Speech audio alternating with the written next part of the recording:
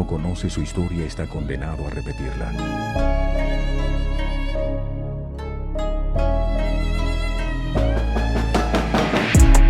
Bienvenidos al blog del Capo, señores. Como de costumbre, quiero decirles que estos videos son completa y absolutamente educativos. A mí me encanta el tema, lo estudio bastante por mi carrera profesional y, como siempre, he decidido abrir este canal para que todos aprendamos y sepamos de la historia de estos personajes que han cambiado el mundo, pero no con el objetivo de que usted los replique, sino para aprender y entretenernos al mismo tiempo. Hoy vamos a hablar de los 7 capos más poderosos del mundo, como usted vio en el título, y me gustaría que en la caja de comentarios usted diga cuál cree usted que es el número 1. Quédese hasta el final, que ahí vamos a ver lo que podemos aprender de las malas decisiones que muchos de estos hombres tomaron. Sin nada más que agregar, empecemos desde el principio.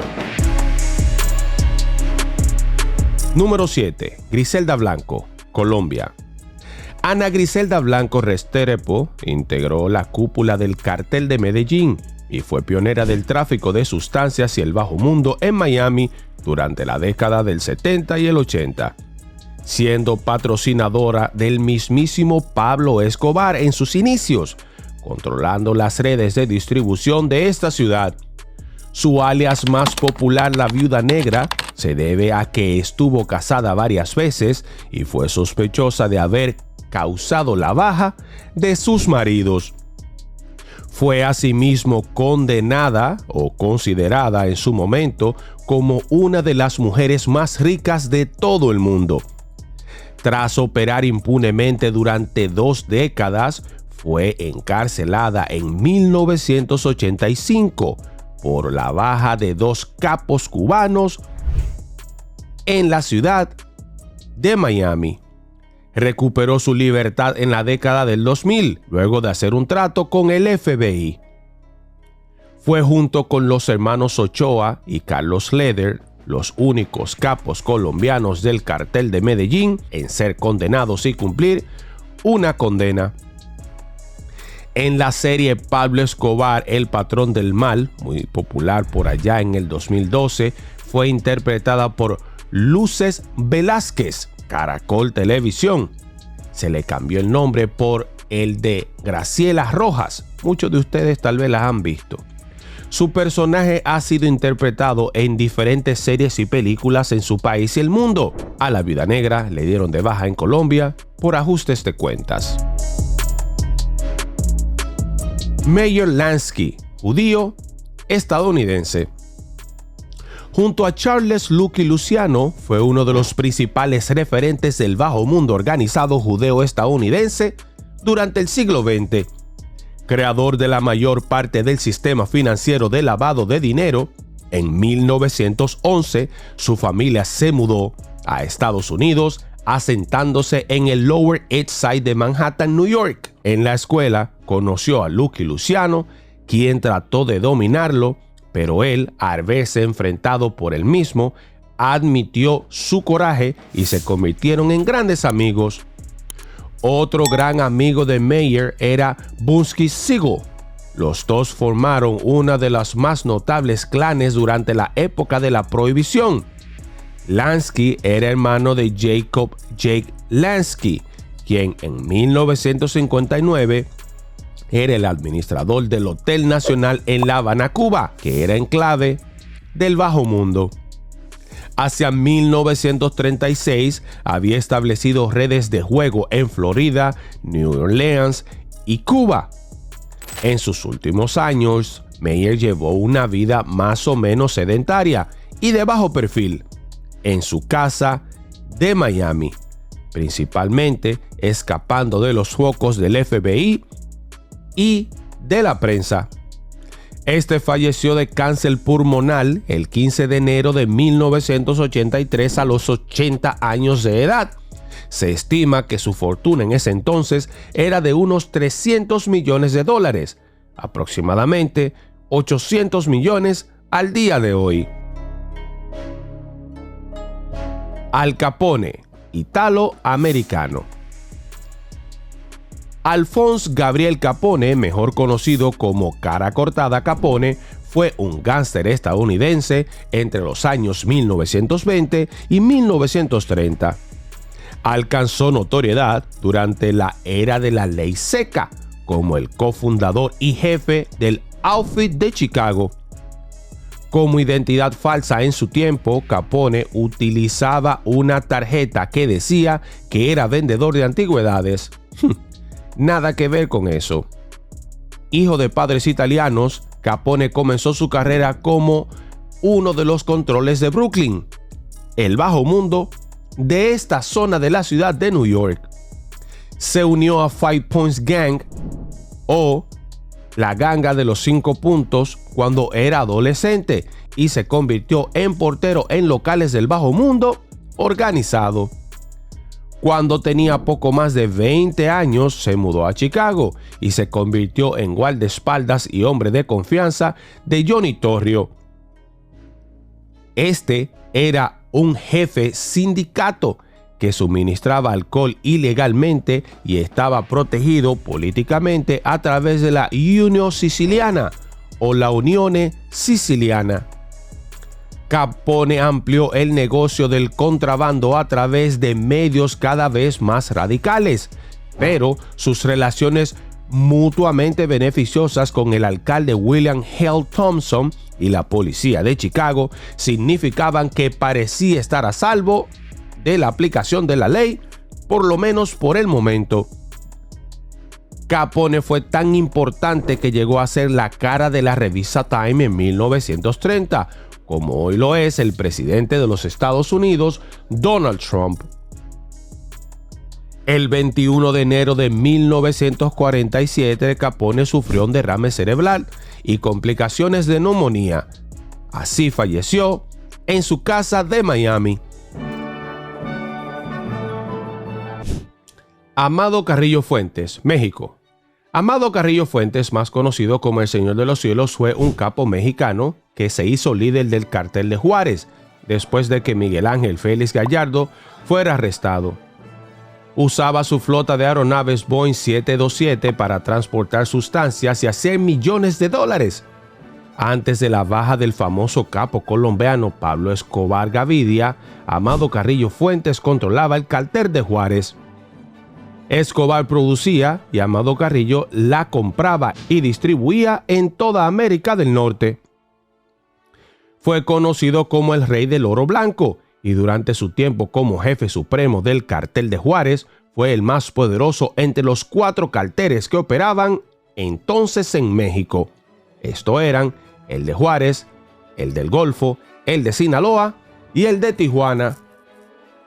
Tras la baja de Pablo Escobar, jefe supremo del Cartel de Medellín, Carrillo se posicionó como el principal proveedor de coca del mundo y sobrepasó a Pablo Escobar en poder, llegando a controlar el negocio de la A hasta la Z, desde la producción hasta la distribución. El Señor de los Cielos, a diferencia de Pablo Escobar, era muy discreto, pues aprendió viendo la vida de Pablo Escobar que no era nada bueno aparecer en las noticias. Durante el tiempo que dominó el negocio, muy pocos periodistas se atrevieron a escribir algo sobre el jefe.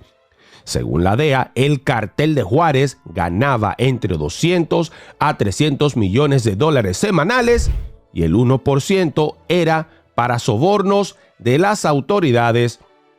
Falleció en un hospital en la Ciudad de México tras someterse a una extensa cirugía plástica para cambiar su apariencia, o por lo menos eso es oficialmente.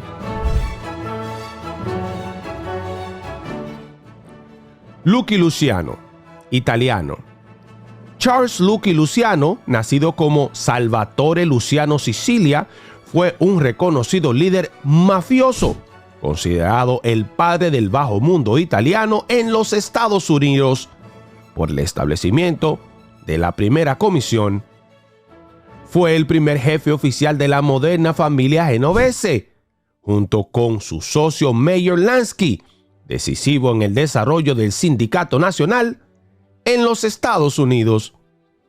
Luciano fue juzgado y condenado con éxito por prosenitismo en 1936. Tras años de investigación por el fiscal de distrito Thomas E. Dewey, Luciano fue condenado a una pena de 30 años de cárcel, pero se le permitió vivir libre fuera de los Estados Unidos cuando llegó a un acuerdo con el gobierno durante la Segunda Guerra Mundial, mientras aún estaba en prisión. Como adolescente, Lucky Luciano empezó montando su propia ganga y fue miembro de la antigua Five Points Gang, o los 5 puntos ganga, a diferencia de otros grupos callejeros cuyo negocio eran los pequeños robos. Luciano ofrecía protección a jóvenes judíos frente a las gangas italianas e irlandesas por 10 céntimos a la semana, lo que le dejó cuantiosas ganancias. Gambino fue el único otro jefe aparte de Luciano que tuvo el control total de la comisión y virtualmente cada familia mafiosa de los Estados Unidos. En la cultura popular, partidarios de la mafia y su historia cuentan a menudo o debaten quién fue el más grande entre Luciano y su contemporáneo Al Capone. Los logros muy publicitados de Capone en la Chicago Outfit hicieron de él el gángster mafioso más conocido de los Estados Unidos, pero no ejerció influencia sobre otras familias del bajo mundo, como sí lo hizo Lucky Luciano en la creación de la comisión. Por eso, él es considerado o fue mucho más poderoso.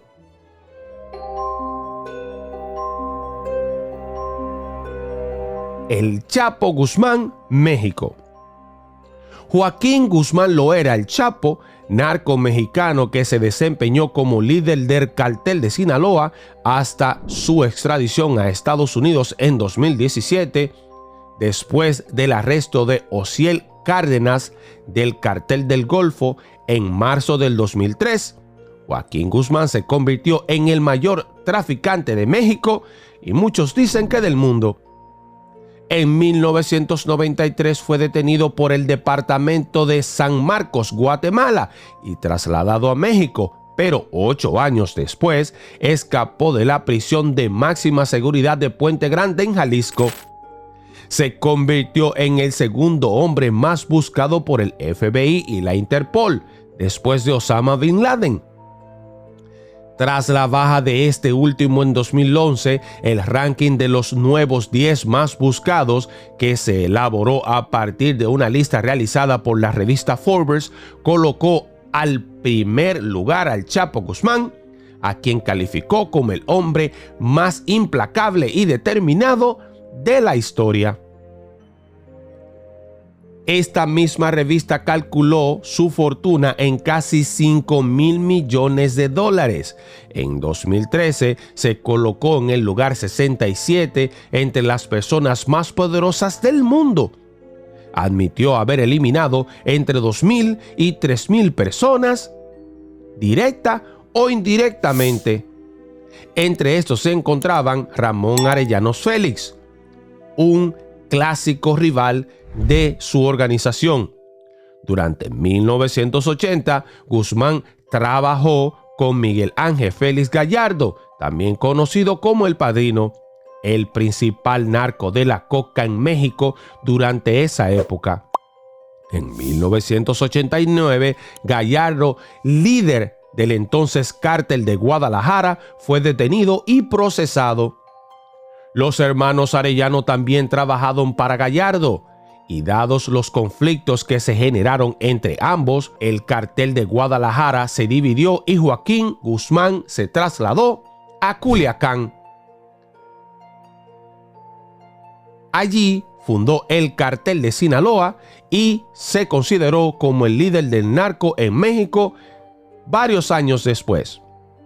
Por su parte, los hermanos Arellano Félix se infiltraron en Baja California y crearon el cartel de Tijuana. Con los años, ambos carteles desarrollaron una profunda rivalidad, la cual alcanzó uno de sus puntos más calientes el 24 de mayo de 1993, cuando ambos cárteles protagonizaron un mortal intercambio en el Aeropuerto Internacional de Guadalajara, donde una de las 7 víctimas fue el cardenal Juan Pablo de Jesús Posada Ocampo, un hecho conocido internacionalmente. El 17 de julio del 2019, por fin, Joaquín Guzmán Loera fue condenado a cadena perpetua, aunque su cartel sigue operando con igual o más fuerza. Menciones honoríficas.